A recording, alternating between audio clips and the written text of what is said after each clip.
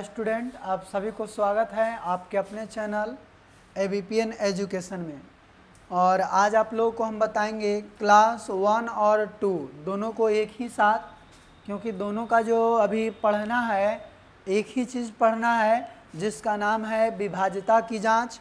और ये इस प्रकार से दोनों क्लास में दिया हुआ है, यहाँ पे समझिएगा।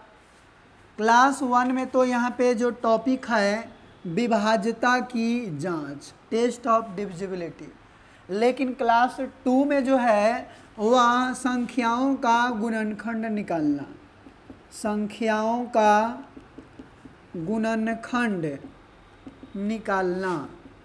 ठीक है, यह दोनों जो है क्या है, एक ही है।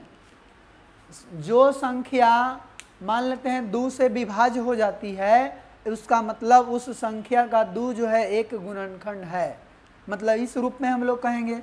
तो दोनों बात जो है यहाँ पे एक ही है, तो दोनों को यहाँ पे समझेंगे। ठीक है, विभाज्यता की जांच कहें या 2 से गुणनखंड निकालना कहे, तो सबसे पहले हम लोग देखेंगे विभाज्यता की जांच में, टेस्ट ऑफ डिविजिबिलिटी में 2 से विभाज्यता की जांच कैसे करेंगे, डिविजिबिलिटी बाई 2। तो नियम क्या है, कहता है कि जिस संख्या के अंतिम एक अंक 2 से कटे वाला हो या शून्य हो, अंतिम एक अंक, यहाँ पे अंक लिखेंगे, अंतिम एक अंक 2 से कटे वाला हो या शून्य हो, तो वह संख्या 2 से पूर्णतः विभाजित होगी,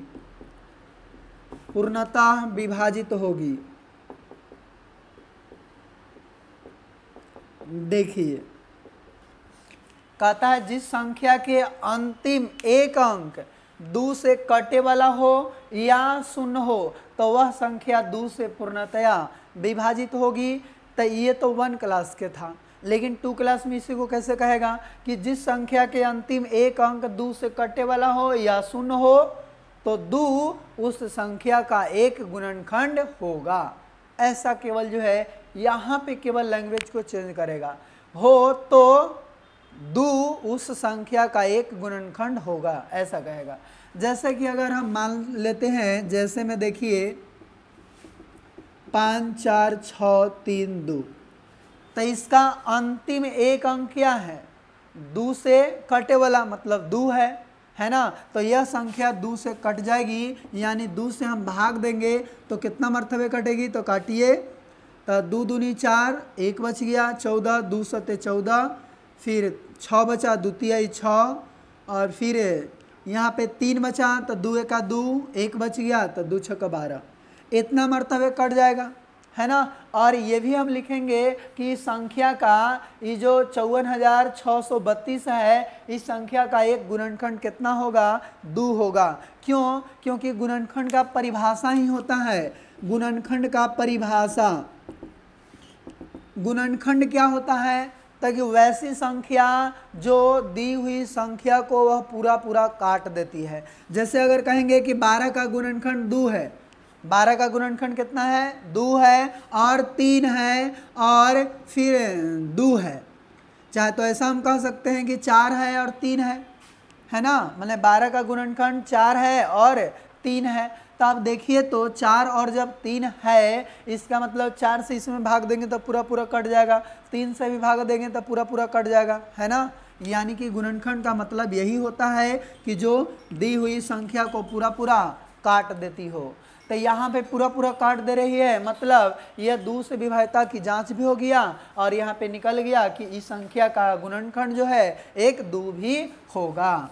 एक और देखते हैं, 3 4 6 0, तो इसका भी लास्ट अंतिम एक अंक क्या है, 0 है, मतलब यह 2 से विभाजित तो हो जाएगी, और 2 से भाग देंगे तो कितना होगा, 2 एका 2, 1 बच गया, 2 सत्ते 14, 2 तिहाई 6 और 0।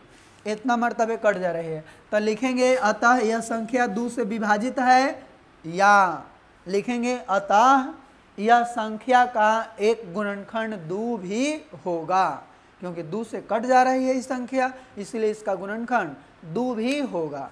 ठीक है, तो आप जो है इसको समझ गए होंगे। तो इसको आप वीडियो को पॉज कर करके जो है आप नोट करते रहें कि जिस संख्या के अंतिम एक अंक 2 से कटे वाला हो या शून्य हो तो वह संख्या 2 से पूर्णतया विभाजित होगी। ओके, अब चलिए अब देखते हैं आगे। और आगे जो है यहाँ पे 3 से विभाज्यता की जांच, 3 से विभाज्यता की जांच, डिविजिबिलिटी बाय 3। तब चलिए 3 से विभाज्यता की जांच क्या कहता है, तो कहता है जिस संख्या के अंकों का योग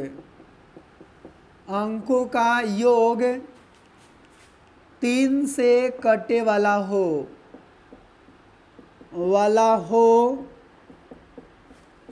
तो वह संख्या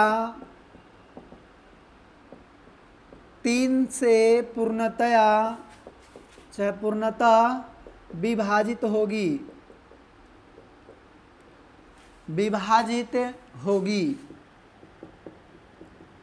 समझने की यहाँ कोशिश करेंगे। क्या कहता है कि जिस संख्या के अंकों का योग 3 से कटे वाला हो तो वह संख्या 3 से पूर्णतः विभाजित होगी, या हम ऐसा कह सकते हैं जिस संख्या के अंकों का योग 3 से कटे वाला हो तो वह संख्या का एक गुणनखंड 3 भी होगा। ऐसा भी कह सकते हैं। जैसे समझिए, जैसे अगर हम मान लेते हैं एक संख्या ले लेते हैं 3, 4, 5 और 3, ठीक है, इतना ले लेते हैं। और ये वाला जो देखते हैं कि यह 3 से कटता है कि नहीं, तो सबसे पहले इस संख्या के अंकों का योग देखेंगे। अंकों का योग, तो अंकों का योग देखिए 3 + 4 + 5 + 3 होगा, मतलब 5 3 8, 8 4 12, 12 3 15। तब कहेंगे कि चूंकि 15 3 से विभाज्य है, 3 से विभाज्य है,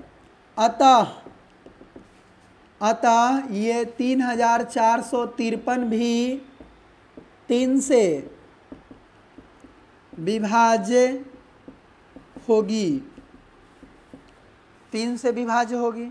लेकिन अगर गुणनखंड वाला बात कहे तो अगर यह 3 से विभाज्य है इसका योग, तब कहेंगे यह 2 क्लास के लिए, यह 2 क्लास के लिए हम केवल लास्ट में ऐसा चेंजिंग करेंगे।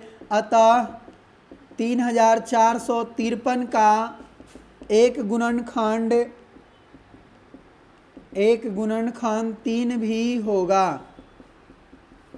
ऐसा केवल लिख देंगे क्लास 2 में, लेकिन 1 में इतना ही तक लिखेंगे, लेकिन क्लास 2 में लिखना होगा तो एक लाइन उसी को हम बढ़ा देंगे।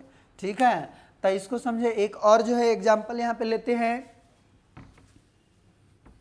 और अगर हम इसमें 3 से भाग देंगे तो कितना मर्तबे कटेगा, काट के देख लीजिए। 3 से जब आप भागा इसको लगाएंगे तो यह पूरा कट जाएगी। देखिए 3 से 3453, तो 3 एका 3, फिर 4 उतारे, 3 एका 3, 4 में से 3 गया 1, फिर यहाँ से 5 उतारिए, 3 × 5 = 15, ये भी कट गया। 3 से यहाँ उतारे तो 3 एका 3, देखिए पूरा कट गया, है ना। तो इसी प्रकार से हम और भी संख्या लेकर आप लोगों को बताते हैं। जैसे एक संख्या दिया रहेगा, कितना हूँ बड़ा से बड़ा संख्या रहे, 5, 6, 7, 9 और 6, 3 इतना रहे, ठीक है। तो कहेगा कि बताओ ये 3 से कटेगा कि नहीं, बिना भागा दिल ही बताना है। तो हम क्या करेंगे, इसका नियम जो है जान रहे हैं अगर कि 3 से विभाज्यता की कटे का नियम क्या है, तो हम इसको आसानी से बता सकते हैं कटेगा कि नहीं, है ना। तो देखिए, तो 3 से विभाज्यता के नियम जो कहता है कि जिस संख्या के अंकों का योग 3 से कटे वाला हो तो वह संख्या 3 से पूर्णतः विभाजित होगी या इस संख्या का 3 एक गुणनखंड होगा। अगर इसका अंकों का योग 3 से कटने वाला होगा तब। तो लिखेंगे आगे क्या, अंकों का योग, अंकों का योग। तो अंकों का योग करिए 5 + 6 + 7 + 9 + 6 + 3। तो 6 3 9 9 18, 18 7 25 और 25 और 6 कितना हो गया 31 और 5 36। तो 36 तो 3 से कट जाता है ना। तो कहेंगे चूंकि 36 3 से विभाजित है, विभाजित है, अतः ये जो है 56 79 63 भी 3 से विभाजित होगी, विभाजित होगी। ठीक है। और क्लास 2 के लिए अगर लिखना होगा तो यहाँ पे केवल क्या लिखेंगे, लिखेंगे अतः 56 79 63 का एक गुणनखंड 3 भी होगा, 3 भी होगा, है ना। ऐसा केवल इसमें लिख सकते हैं क्लास 2 में, लेकिन 1 तक यहीं तक छोड़ देंगे। तो आप जो है समझ गए होंगे इसको। तो आप देखते हैं आगे।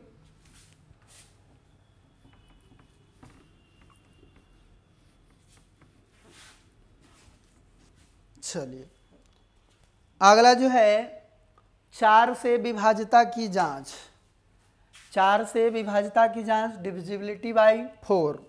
तो ये क्या कहता है, कहता है कि जिस संख्या के अंतिम दो अंक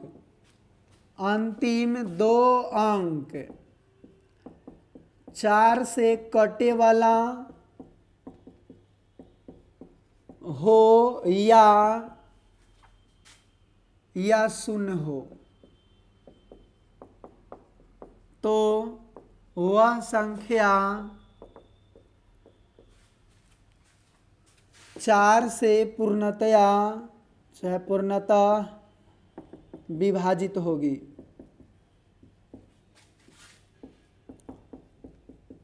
विभाजित होगी। देखिए क्या कहता है, जिस संख्या के अंतिम 2 अंक 4 से कटने वाला हो या शून्य हो, तो वह संख्या 4 से पूर्णतः विभाजित होगी। जैसे यहाँ पे हम ले लेते हैं क्वेश्चन, जैसे में 6 4 3 5 00।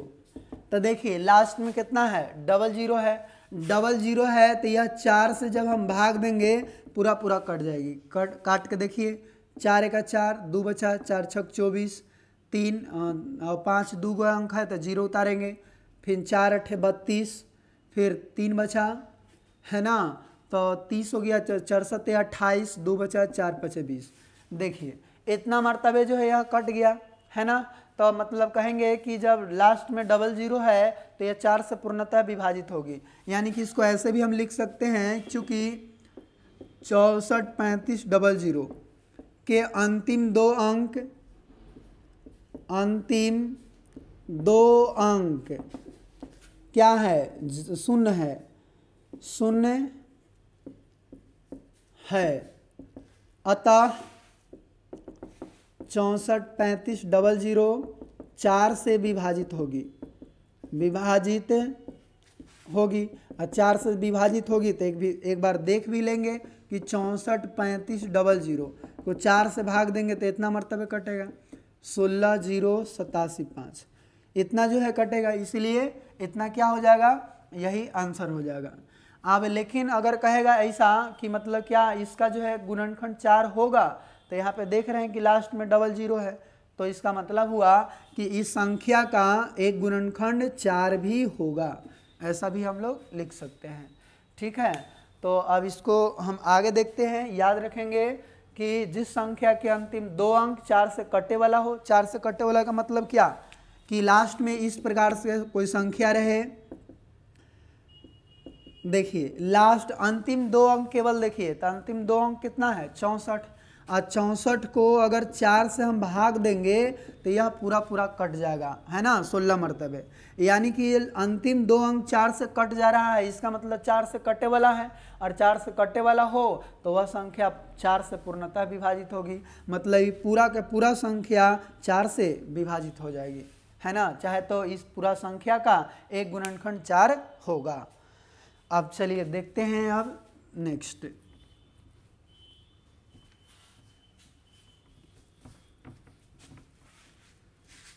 अगला जो है यहाँ पे देखिए 5 से विभाज्यता की जांच, डिविजिबिलिटी बाय 5। तो ये जो है क्या कहता है, इसका नियम कहता है कि जिस संख्या के अंतिम एक अंक 5 से कटे वाला या शून्य हो तो वह संख्या 5 से पूर्णतः विभाजित होगी। देखिए ये भी जो है बहुत ही आसान है।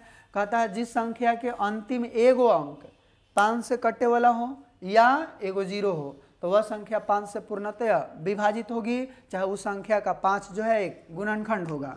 जैसे यहाँ पे देखते हैं, जैसे में 6 4 3 5 0, लास्ट में क्या है, एगो 0 है, अंतिम एक अंक एगो 0 है, तो नियम कहता है कि लास्ट में एगो शून्य होगा तो वह 5 से कट जाएगा, मतलब यह संख्या 5 से पूर्णतः विभाजित होगी। क्यों? क्योंकि अंतिम एक अंक 0 है। तो हम लिखेंगे चूंकि इस संख्या का अंतिम एक अंक शून्य है, अतः यह 5 से पूर्णतः विभाजित होगी। तो लिखेंगे अतः 5 से पूर्णतः विभाजित होगी। अब 5 से भाग दे के देखेंगे, 64,350 भागा 5, तो 5 से जब भाग देंगे तो ये 6 है, तो 5 का 5, 6 में से एक जो है इसमें आएगा तो 14 हो जाएगा, 5 दूनी 10, फिर 4 बचा, तो 5 अठे 40, 3 तो 5 3 तो 35 हो जाएगा, 5 7 35 और 0, इतना मरतबे क्या हो जाएगा, यह कट जाएगी। फिर हम देखें कुछ ऐसा भी अगर संख्या रहे 3 5 8 9 5, लास्ट में अंतिम एक अंक क्या है, 5 है, चाहे 5 से कटे वाला कोई रहे, है ना, तो यानी कि यहाँ पे लास्ट में 5 ही रहेगा, क्योंकि 5 से कटे वाला कुछ भी रहेगा तो समझिए कि लास्ट में 5 ही रहेगा। 10 रहे तो 0 रहेगा, बाकी 15 रहे 25 रहे तो लास्ट में 5 ही रहेगा। तो अंतिम एक अंक अगर 5 रहे तो यह 5 से मतलब पूरा पूरा कट जाएगी और इस संख्या का 5 एक गुणनखंड भी होगा। ठीक है, तो इस प्रकार से इसको भी आप लोग देख लिए, आप इसे नोट कर लेंगे। 5 से विभाज्यता की जांच कि जिस संख्या के अंतिम एक अंक 5 हो या 5 से कटे वाला हो तो वह संख्या 5 से पूर्णतः विभाजित होगी। चलिए अब यहाँ पे कहता है 6 से विभाज्यता की जांच, डिविजिबिलिटी बाय 6। 6 से विभाज्यता की जांच में कहता है जिस संख्या, चाहे जो संख्या 2 एवं 3 दोनों से विभाजित होगा, 2 एवं 3 दोनों से विभाजित होगी, वह संख्या 6 से पूर्णतः विभाजित हो जाएगी, विभाजित होगी। जैसे इसमें क्या कहता है 6 में कि जो संख्या 2 और 3 दोनों से विभाजित होना चाहिए, एगो से नहीं, दोनों से विभाजित होगी, वह संख्या 6 से भी पूरा पूरा विभाजित हो जाएगी। जैसे यहाँ पे ले लेते हैं एगो एग्जाम्पल, 2 4 5 और 4। ठीक है, ये संख्या 6 से विभाजित है कि नहीं, तो सबसे पहले हम देखेंगे कि क्या यह 2 से विभाजित है, तो 2 से विभाजित है क्योंकि इसका लास्ट में कितना है 4, 4 जो कि 2 से कट जा रही है, मतलब ये 2 से विभाजित होगी, है ना। यानी कहेंगे अंतिम एक अंक 4 है, अतः 2454 2 से विभाजित है। अब 3 से विभाजित है कि नहीं, तो देखेंगे अंकों का योग करके, अंकों का योग, तो 2 4 2 प्लस 4 प्लस 5 प्लस 4, 5 4 9 9 4 13 13 2 15, 15 जो है यहाँ 3 से विभाजित है, कहेंगे चूंकि 15 3 से विभाजित है, अतः 24 54 3 से विभाजित होगी। अब देखिए तो यहाँ पे 2 से भी विभाजित है और 3 से भी विभाजित है, तो कहेंगे चूंकि संख्या 2 और 3 दोनों से विभाजित है,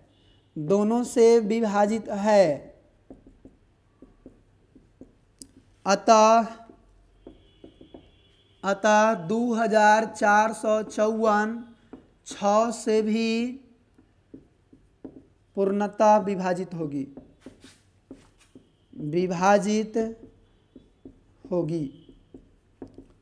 ठीक है, यहाँ पे इस प्रकार से इसको हम बनाएंगे कि जो 2 से भी आगे चेक करेंगे, फिर 3 से भी चेक करेंगे, अगर दोनों से कट रहा है तो कहेंगे 6 से पूर्णतः विभाजित होगी।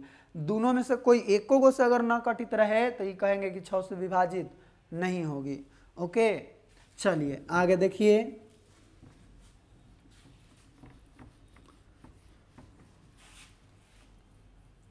अगला जो है 8 से विभाज्यता की जांच। 8 से विभाज्यता की जांच, तो इसका जो है नियम क्या है, तो कहता है कि जिस संख्या के अंतिम 3 अंक 8 से कटे वाला या शून्य हो तो वह संख्या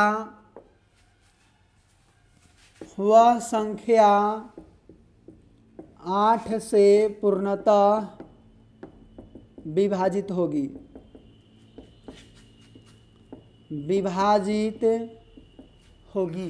देखिए कहता है कि जिस संख्या के अंतिम 3 अंक 8 से कटे वाला हो या शून्य हो तो वह संख्या 8 से पूर्णतः विभाजित होगी। जैसे 8 4 6 3 2 5 3 गो 0, लास्ट में 3 गो 0 दे दिए, मतलब ये 8 से पूरा कट जाएगी। फिर देखिए 6 4 3 2 5 4 0 8, तो इसका देखिए अंतिम 3 अंक की वाला ना है 8 से कटे वाला होना चाहिए था। अंतिम 3 अंक देखिए 8 से कटे वाला है, 8 5 40, 8 1 8, ये पूरा जो है 408 8 से कट जाएगी, मतलब ये संख्या 8 से पूरा कट जाएगी टोटल संख्या। ठीक है, इसी प्रकार से ले लेते हैं 3 9 4 6 5 0 3 2, यहाँ अंतिम 3 अंक को देखिए ये 8 से कट जा रही है, इसका मतलब ये टोटल संख्या 8 से कट जाएगी, है ना। तो इसका नियम यही याद रखेंगे कि जिस संख्या के अंतिम 3 अंक 8 से कटने वाला हो या शून्य हो तो वह संख्या 8 से पूर्णतः विभाजित होगी। चलिए अब देखिए यहाँ पे 9 से विभाज्यता की जांच कैसे करेंगे उसको जो है हम लोग देखते हैं। तो यहाँ पे 9 से विभाज्यता की जांच, डिविजिबिलिटी बाय 9, तो इसका नियम क्या है, तो कहता है जिस संख्या के अंकों का योग 9 से कटे वाला हो तो वह संख्या 9 से पूर्णतः विभाजित होगी। ठीक है, अब देखिए जैसे हम कोई संख्या ले लिए 5 4 6 3 और इसको बताना है कि क्या ये 9 से विभाजित होगी कि नहीं। तो इसके लिए हम क्या करेंगे, अंकों का योग निकालेंगे और अंकों का योग यदि 9 से कट रही है तब जो है कहेंगे ये पूरा संख्या जो है 9 से विभाजित होगा। तो लिखेंगे आगे अंकों का योग, अंकों का योग 5 + 4 + 6 + 3 जोड़िए 6 3 9 4 13 5 18 आ गया। तो ये 18 के 9 से भाग देके देखेंगे तो पूरा पूरा कट जा रही है। तो कहेंगे चूंकि 18 9 से पूर्णतः विभाजित है, पूर्णतः विभाजित है, अतः 9 से जब पूर्णतः विभाजित है मतलब योग जो है 9 से पूर्णतः विभाजित है तो वह संख्या 9 से पूर्णतः विभाजित होगी। मतलब ये टोटल संख्या जो है 5463 भी 9 से पूर्णतः विभाजित होगी, पूर्णतः विभाजित होगी मतलब कट जाएगी पूरा पूरा, यानी कि संख्या का एक गुणनखंड 9 भी होगा, ऐसा भी कह सकते हैं। तो इस प्रकार से हम 9 वाला को देख सकते हैं। अगला देखिए 10 से विभाज्यता की जांच कैसे करेंगे।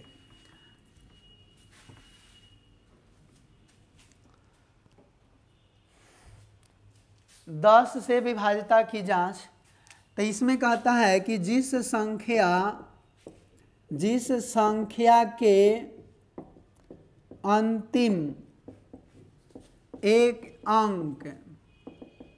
अंतिम एक अंक शून्य हो, मतलब शून्य हो, तो वह संख्या 10 से पूर्णतः विभाजित होगी,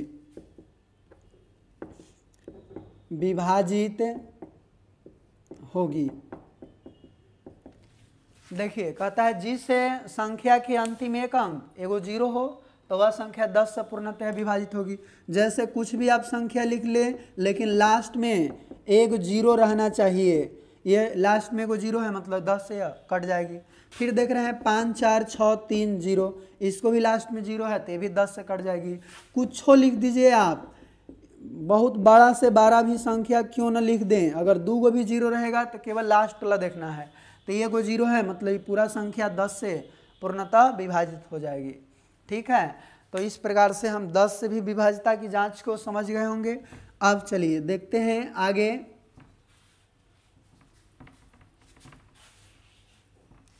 ग्यारह से विभाज्यता की जांच, 11 से विभाज्यता की जांच, इसको जो है हम लोग कैसे जानेंगे, तो लिखेंगे जिस संख्या के सम स्थानों का योग, सम स्थानों का योग तथा विषम स्थानों का योग, विषम स्थानों का योग, सम स्थानों का योग तथा विषम स्थानों का योग के अंतर 0 या 11 से कटे वाला हो, कटे वाला हो, तो वह संख्या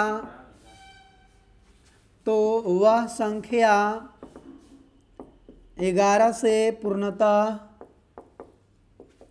विभाजित होगी, 11 से पूर्णतः विभाजित होगी।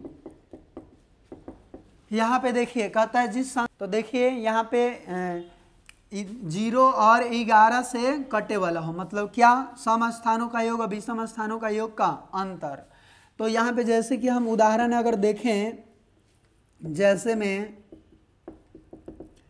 2 4 5 6 7, ठीक है, हम ऐसा कुछ ले रहे हैं, तो इसमें जो है सम स्थान और विषम स्थान कौन होगा। सम स्थान का मतलब पहला स्थान, फिर तीसरा स्थान, पांचवा स्थान, सातवां स्थान, ये सब विषम स्थान होता है। लेकिन दूसरा स्थान, चौथा स्थान, छठा स्थान, आठवां स्थान, ये सब कौन स्थान होता है, सम स्थान होता है। ये वाला सम स्थान मतलब सम संख्या वाला रहेगा तो सम स्थान, विषम संख्या वाला रहेगा तो विषम स्थान होगा, विषम स्थान। तो इस सम स्थान का योग और विषम स्थान का योग अगर हम करेंगे और उसका अंतर निकालेंगे ना तो 0 आ जाएगा, ना तो 11 से कटने वाला आ जाएगा, तो समझ जाएंगे कि वह 11 से पूर्णतया विभाजित होगी। तो चलिए वैसा जो हम इसको करके देखते हैं 11 से विभाज्य है कि नहीं है।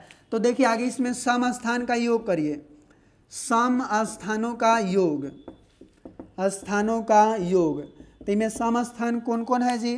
तो देखिए तो ये पहला स्थान है, दूसरा स्थान, तीसरा स्थान, चौथा, ये पांचवा। तो सम स्थानी में 2 और 4 वाला केवल है। तो 2 के सोझे कितना है 6, 4 के सोझे 4, मतलब कितना आ गया 10, है ना। फिर देखिए यहाँ पे विषम स्थानों का योग क्या होगा? विषम स्थानों का योग, विषम स्थानों का योग। तब विषम स्थान में एगो 1 है, फिर एगो 5 है, एगो 3 है, मतलब 2 + 5 + 7।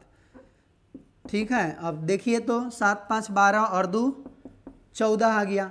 अंतर जब निकालेंगे अंतर, तो 14 और 10, 14 - 10 यानी कि 4 आ गया।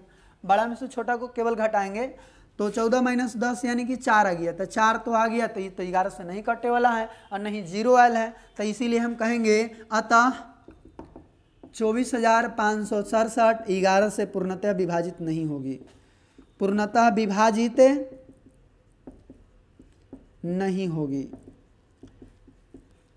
अगर इसका अंतर निकाले या जैसे 0 आ जाता ना तो 11 से कटने वाला, तो 11 से विभाजित होती है ना। जैसे हम यहाँ पे एक ले लेते हैं और दूसरी संख्या जिसको बताते हैं हम फिर हल करके। जैसे में देखिए 11 से कटने वाला किस प्रकार से 0 आ जाएगा। जैसे 6 3 4 2 में 11 से हम पहले ही गुना कर लेते हैं। 2 जैसे यहाँ संख्या दे दिए 2, फिर 6, फिर 7 दे दिए, फिर 9, फिर 6, इतना। इसको अगर हमको देखना है कि 11 से कटने वाला है कि नहीं, ताकि निकालेंगे सम स्थान का योग, सम स्थानों का योग। तो सम स्थान कौन है? ये वाला पहला स्थान, दूसरा, तीसरा, चौथा, पांचवा। तो दूसरा चौथा सम स्थान है, मतलब 6 + 9 तो कितना आ गया 15। अब विषम स्थानों का योग देखिए, विषम स्थानों का योग। तब विषम स्थान का योग कौन कौन होगा? एगो 1 के सामने वाला यानी 2 होगा, एगो 7 होगा और एगो 6 होगा। 6 + 7 + 2 तो कितना हो जाएगा यहाँ पे? तो 7 6 13 2 15। अब अंतर निकालिए, तो अंतर करेंगे तो 15 - 15 यानी कुछ ही आ गया 0। तो 0 जैसे ही आ जाएगा तो कहेंगे अतः 69,762 11 से पूर्णतः विभाजित है, पूर्णतः विभाजित है। ठीक है, इस प्रकार से जो है हम इसको बता सकते हैं कि 11 से कैसे विभाजित होगा। तो इसको आप याद रखेंगे, इसको साथ में नोट भी कर लें। ठीक है, अगला देखिए,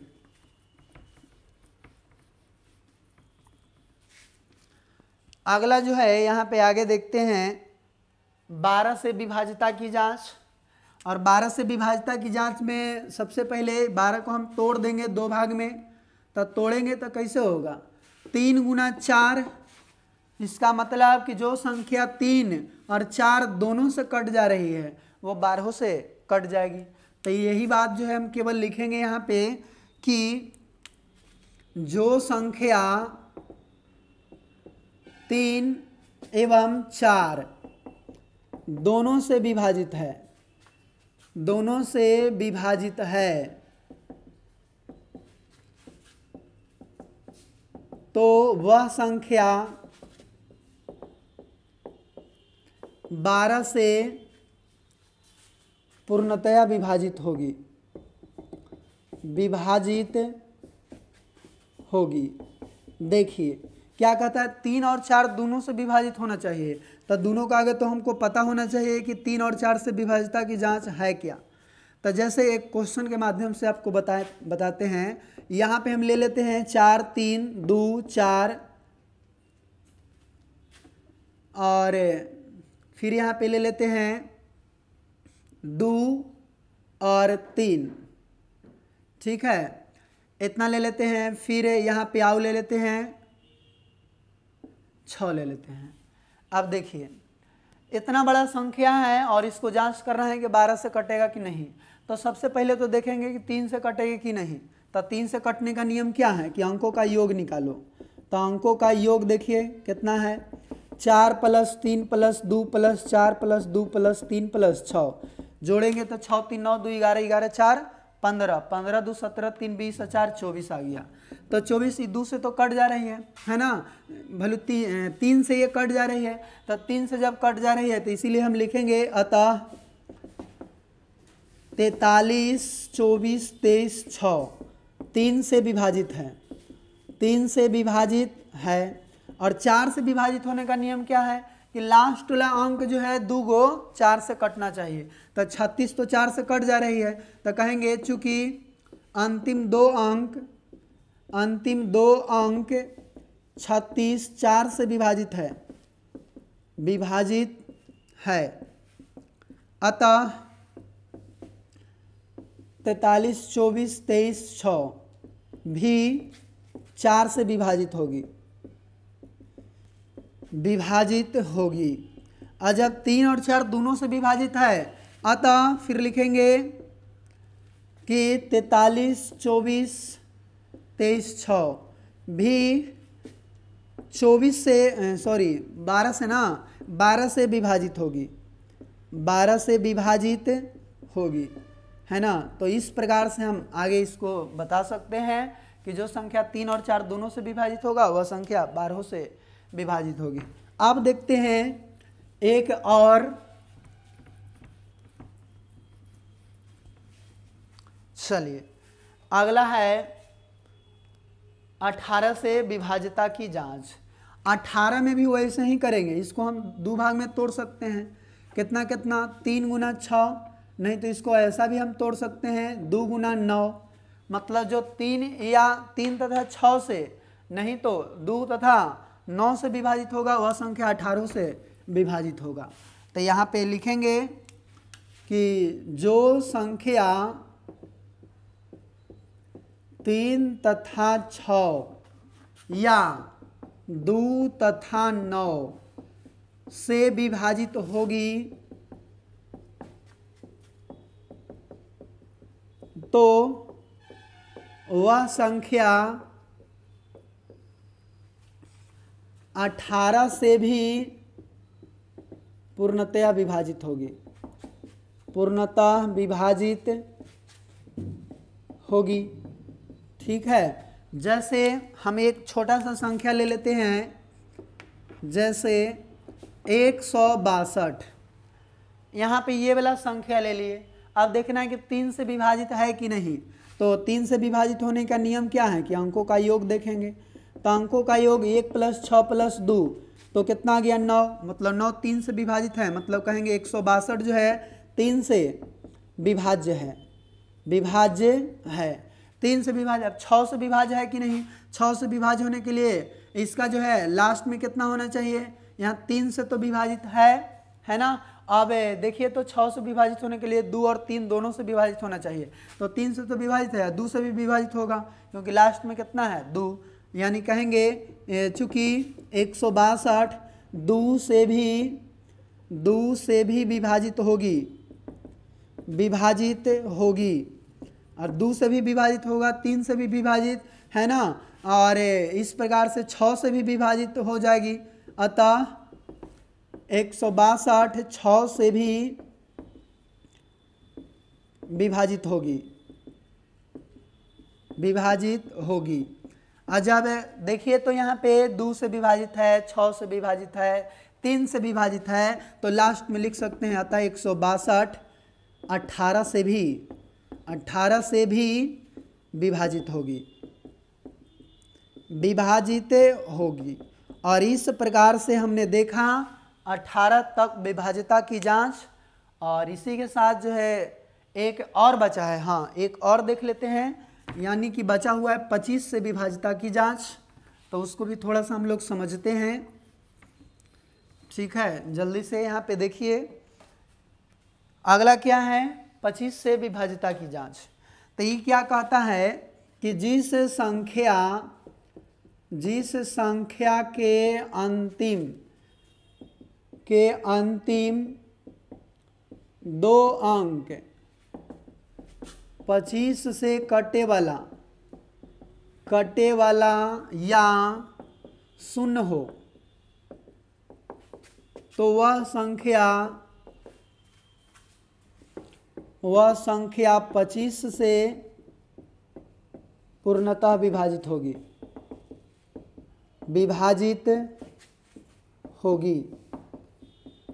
देखिए ये लास्ट है कि जो संख्या के अंतिम 2 अंक 25 से कटे वाला हो या तो शून्य हो तो वह 25 से पूर्णतः विभाजित होगी। जैसे एग्जाम्पल देखिए, अगर 2 4 6 8 7 5 तो अंतिम 2 अंक को केवल देखना है तो 7 5 को देखिए 25 से कट जा रही है, मतलब ये भी संख्या 25 से पूर्णतः कट जाएगी, पूरा टोटल संख्या। अब देखिए एक और ले लेते हैं 3 4 6 8 9 4 0 0।